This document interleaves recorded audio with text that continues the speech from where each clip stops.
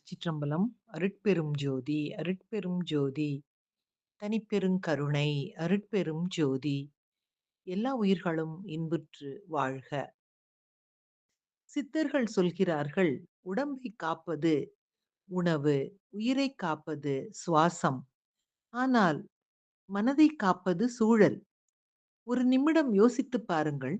சில மனிதர்கள் அருகில் இருந்தாலே மனம் அமைதியாகி விடுகிறது. அவர்களுடன் பேசினால் ஒரு நிம்மதி. அவர்களுடன் இருந்தால் உள்ளே ஒரு வெளிச்சம். ஆனால் சிலர் அருகில் வந்தாலே மனம் சுருங்கி விடுகிறது. சுவாசம் கூட கனமாகி விடுகிறது. சித்தர்கள் அதிர்வு பற்றி பேசுகிறார்கள். ஒவ்வொரு மனிதனுக்கும் ஒரு உள் அதிர்வு உண்டு. நாம் சாப்பிடும் உணவு நம் உடலுக்கு சென்று சக்தி தரும். அதே மாதிரி நாம் பழகும் மனிதர்களின் எண்ணங்கள், அவர்களின் அதிர்வுகள் நம்முள் நுழைந்து மனநிலையை மாற்றும். ஏனெனில் மன நிறைவில்லாத மனிதர்களின் அருகில் இருந்தால் அவர்களின் குழப்பம் நம்முள் பரவும். எப்போதும் கோபம் எப்போதும் கோபம் கொண்டவர்கள், ஒப்பீடு செய்பவர்கள், அமைதி இல்லாத சிந்தனை கொண்டவர்கள். இந்த குணங்கள் அவர்களுக்கு மட்டும் தீங்கு இல்லை, அருகில் இருப்பவர்களுக்கும் அது தாக்கம் கொடுக்கும். அதுதான் உடலுக்குள் மன அழுத்தமாகி மன அழுத்த ஹார்மோன் அதிகரிக்க காரணம். அன்பான மனிதர்கள் எப்படி இருப்பார்கள் தெரியுமா?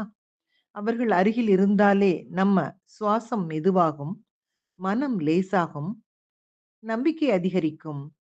அவர்கள் வார்த்தைகள் மருந்து. அவர்கள் இருப்பதே சக்தி. உணவுக்கு டயட் கண்ட்ரோல் வைத்துக் கொள்கிறோம். கெட்ட உணவை தவிர்க்கிறோம். அதே மாதிரி உறவுகளுக்கும் கட்டுப்பாடு தேவை. அன்பில்லாத இடத்திலிருந்து விலகி விடலாம். அது தன்னம்பிக்கை. அது உயிர் சக்தியை காப்பது. அது ஆன்மீக அறிவு. நீங்கள் சாப்பிடும் உணவு உங்கள் உடலை உருவாக்கும். பழகும் மனிதர்கள் உயிர் சக்தியை உருவாக்குவார்கள். சித்தர்கள் சொல்வது இதுதான்.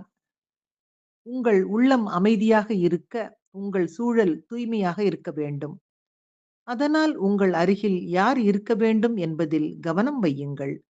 ஏனெனில் சில மனிதர்கள் உங்கள் வாழ்க்கையை உயர்த்துவார்கள்.